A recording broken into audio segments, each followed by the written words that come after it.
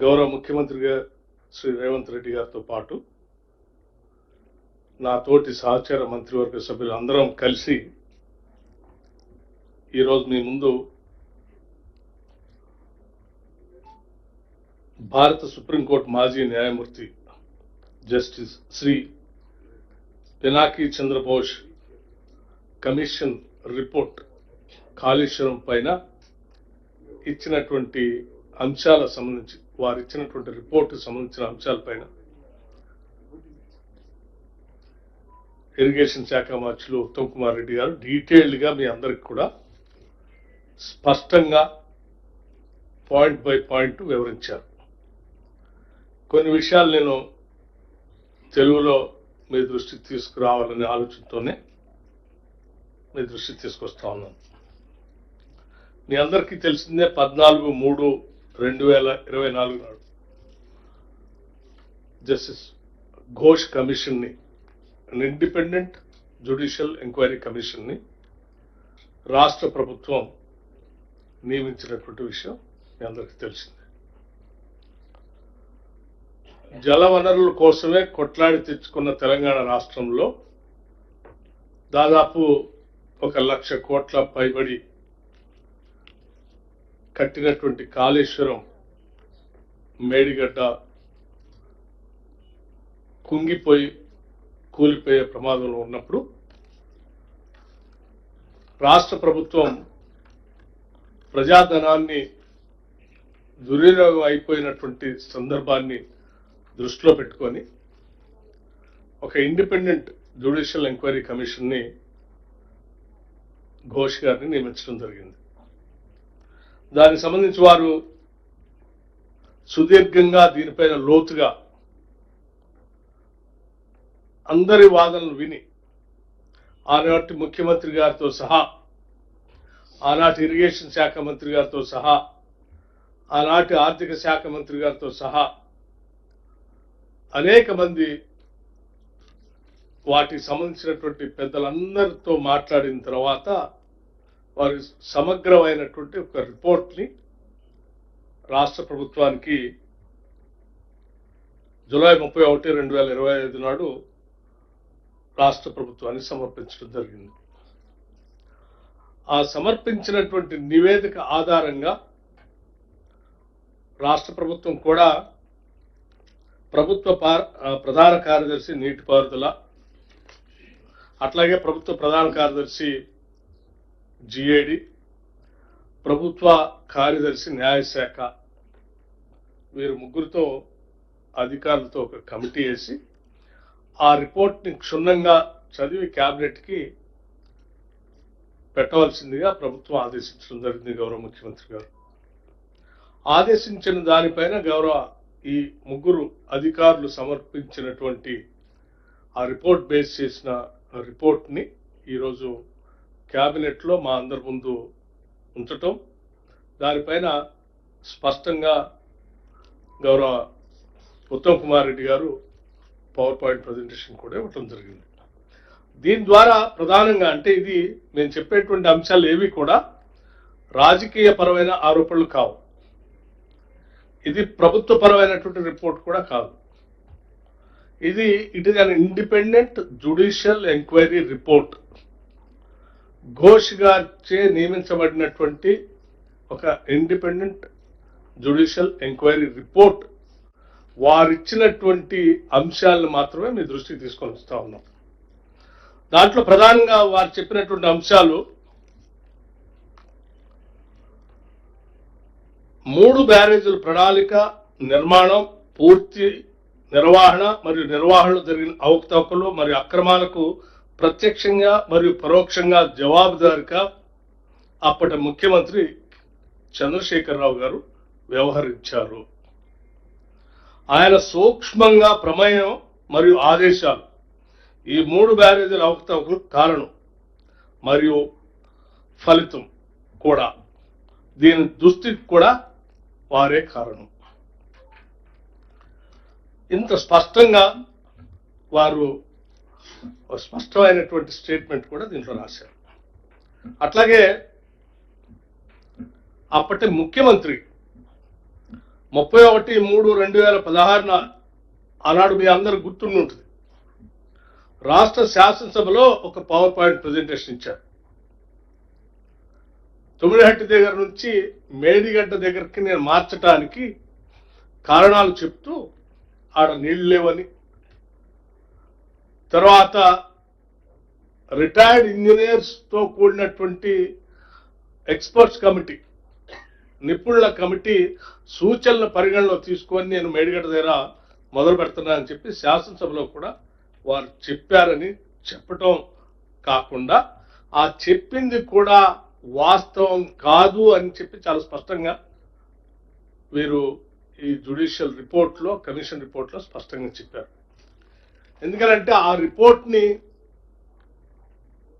ఆనాటి ముఖ్యమంత్రి గారు పరిగణలో తీసుకోకుండా ఆయన స్వంత నిర్ణయంగా మాత్రమే నిర్ణయం తీసుకున్నారు. కానీ ఆ ఎక్స్పర్ట్స్ కమిటీ ఇచ్చినటువంటి రిపోర్ట్ ఆధారంగా తీసుకున్న నిర్ణయం కాదని చాలా స్పష్టంగా ఈ కమిషన్ రిపోర్ట్లో కూడా చెప్పారు.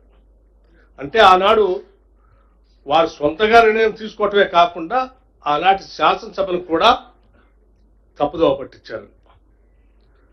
ప్రభుత్వం మరియు అప్పటి ముఖ్యమంత్రిగా శ్రీ కె చంద్రశేఖరరావు మరియు అప్పటి నీటిపారుదల శాఖ మంత్రిగా శ్రీ టి హరీష్ రావు ఉద్దేశపూర్వకంగా నిపుణుల కమిటీ నివేదికను పరిగణించలేదు. అట్లాగే అప్పటి రాష్ట్ర ముఖ్యమంత్రి రాష్ట్ర ప్రయోజనాలకు వ్యతిరేకంగా వ్యవహరించారు మరియు వేల కోట్ల ప్రజాధనంతో నిర్మించిన 3 బ్యారేజీలను రక్షించడానికి నిజాయితీ మరియు మనస్సాక్షి లేని మనసు కలిగిన మనిషిగా ఉన్నాడు. అట్లాగే వారు ఇంకా కొన్ని అంశాలు స్పష్టంగా కూడా చెప్పారు. ప్రణాళిక, నిర్మాణం మరియు నిర్వహణలో అప్పటి ముఖ్యమంత్రి ప్రమేయం మరియు సూచనలు అక్రమాలకు కారణం మరియు ఫలితం మరియు ఈ 3 బ్యారేజీలకి ఇబ్బంది. అంటే వారు చేసినటువంటి ప్రణాళిక, నిర్వహణ, అప్పటి ముఖ్యమంత్రి యొక్క ప్రమేయం, వారి సూచనలు, వీటన్ని కారణం ఈ 3 బ్యారేజీలకి ఈరోజు కలిగినటువంటి ఇబ్బంది గల కారణం. అట్లాగే తెలంగాణ రాష్ట్రం ఏర్పడి నుంచి 2/6/2014 1/3/2016 వరకు ఈ 3 బ్యారేజీల నిర్మాణ పరిపాలన అనుమతులు మంజూరు చేసిన తేదీ డాక్టర్ బాబాసాహెబ్ అంబేద్కర్ ప్రాణేత చేవెళ్ల సుజల స్రవంతి ప్రాజెక్టు యొక్క పునర్నిర్మాణంలో భాగంగా కాళేశ్వరం ప్రాజెక్టు భావన దశ నుండి మరియు ఈ 3 బ్యారేజీల నిర్మాణాన్ని చేపట్టడం కేవలం అప్పటి ముఖ్యమంత్రి యొక్క ఏకైక నిర్ణయం అని చాలా స్పష్టంగా చెప్పారు. తుమ్మిడిహట్టి వద్ద నీటి లభ్యత లేదని ఆరోపించడం సరైనది కాదు అని కూడా చెప్పారు. అట్లాగే మరొక ముఖ్యమైనటువంటి అంశం ఏంటంటే మేడిగడ్డ అన్నారు మరియు సుందెళ్ల వద్ద బ్యారేజీలు నిర్మించాలన్న నిర్ణయం మంత్రి, నీటిపారుదలకు సంబంధించినటువంటి మంత్రి మరియు ముఖ్యమంత్రి యొక్క ఏకైక మరియు వ్యక్తిగత నిర్ణయం తప్ప ఇది ప్రభుత్వానికి సంబంధించిన అధికారిక నిర్ణయం కాదు అని చాలా స్పష్టంగా చెప్పారు. దీంట్లో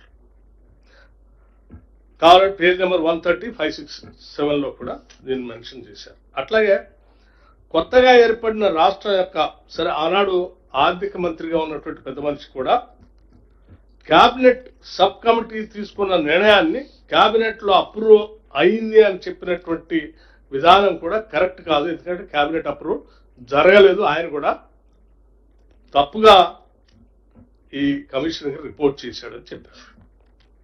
అట్లాగే అంటే ఆనాడు ఈటల రాజేందర్ గారు ఆర్థిక మంత్రిగా ఉండి క్యాబినెట్ అప్రూవల్ అయింది అని చెప్పినటువంటి విధానం బయట చెప్పడం కానీ కమిషన్ చెప్పింది కూడా కరెక్ట్ కాదని చెప్పారు.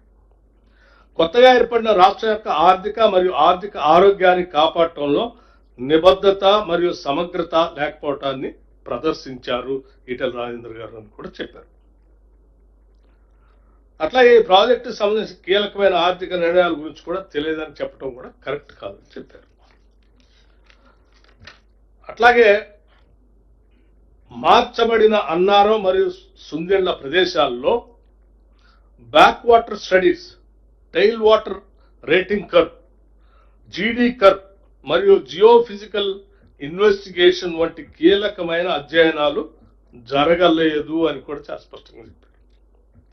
సరైన క్షేత్ర అధ్యయనాలు మరియు పరిశోధన లేకుండా మరియు వివరించలేని ఆలస్యంతో డిజైన్లు తయారు చేయబడ్డాయి. ఈ రకంగా ప్రతి అంశంలో ఆనాటి ముఖ్యమంత్రి గారి ఏకైక నిర్ణయమని, దీనికి క్యాబినెట్ అప్రూవల్ లేదని, అట్లాగే మార్చడానికి అక్కడ నీటి లభ్యత లేదని చెప్పినటువంటి వాదన కూడా కరెక్ట్ కాదని, అట్లాగే రిటైర్డ్ ఇంజనీర్స్ ఎక్స్పర్ట్స్ కమిటీతో నేను ఈ నిర్ణయాన్ని మార్చి ఇక్కడ మేడిగడ్డ పెడుతున్నానని అసెంబ్లీలో చెప్పిన విధానం కూడా కరెక్ట్ కాదని చాలా స్పష్టంగా చెప్పటం ద్వారా జ్యుడిషియల్ కమిషన్ గారు వాస్తవాలన్నీ ఈరోజు మన ముందు ఉంచారు. 3 బ్యారేజీలు నిర్మించాలనే నిర్ణయం క్యాబినెట్ సబ్ కమిటీ నివేదిక ప్రకారం క్యాబినెట్ ఆమోదించబడిందని శ్రీ ఈటెల రాజేందర్ ఇచ్చిన సాక్ష్యం పూర్తిగా తప్పు అని స్పష్టంగా రాశారు. అట్లాగే మరికొన్ని అంశాలు కూడా చాలా స్పష్టంగా, అంటే చాలా పెద్ద రిపోర్ట్ ఉంది, నేను కొన్ని ముఖ్యమైన అంశాలు మాత్రమే చెప్పి ముగిస్తాను. విపరీతమైన మరియు కఠినమైన విధానపరమైన మరియు ఆర్థిక అవకతవకలతో, మరొకసారి చదువుతున్నాను, విపరీతమైన మరియు కఠినమైన విధానపరమైన మరియు ఆర్థిక అవకతవకలతో వర్గీకరించబడిందని కమిషన్ తేల్చింది కాళేశ్వరం ప్రాజెక్టుకు సంబంధించి. అట్లాగే తెలంగాణ రాష్ట్రానికి జీవనాడిగా ఉద్దేశించబడిన కాళేశ్వరం ప్రాజెక్ట్ వ్యక్తిగత నిర్ణయాలు మరియు రాజకీయ నాయకత్వం యొక్క అనవసర ప్రభావంతో నడిచే పాలన, ప్రణాళిక, సాంకేతిక పర్యవేక్షణ మరియు ఆర్థిక క్రమశిక్షణ యొక్క తీవ్ర వైఫల్యం కారణంగా ప్రజాధనాన్ని భారీగా వృధా చేసిందని నివేదిక నొక్కి చెబుతుంది. ఇటువంటి అనేక రకాలైనటువంటి అంశాలతో ఈరోజు కమిషన్ ఇచ్చినటువంటి రిపోర్ట్ని, కొన్ని ముఖ్యమైనటువంటి అంశాలని ఈరోజు క్యాబినెట్ ముందు ఉంచటం, ఆ క్యాబినెట్ సంబంధించినటువంటి అంశాలన్నీ కూడా ఈరోజు మీ ముందుకు తీసుకుని వచ్చాం. ఇవన్నీ కూడా బహుశా నేను మళ్ళీ మొదట్లో చెప్పినట్టే మరొకసారి స్పష్టంగా, ఇవేవి మా వ్యక్తిగతమైనటువంటి అభిప్రాయాలు కావు, రాజకీయపరమైన ఆరోపణలు అంతకంటే కావు. కేవలం an independent judicial enquiry report పెద్దలు జస్టిస్ శ్రీ పినాకి చంద్రబోస్ ఘోష్ గారు ఇచ్చినటువంటి రిపోర్ట్ లో ఉన్నటువంటి అంశాలని మీ ముందు ఉంచాం. దయచేసి వీటన్నిటిని స్పష్టంగా అర్థం చేసుకోవాల్సిందిగా కోరుతాం. Thank you.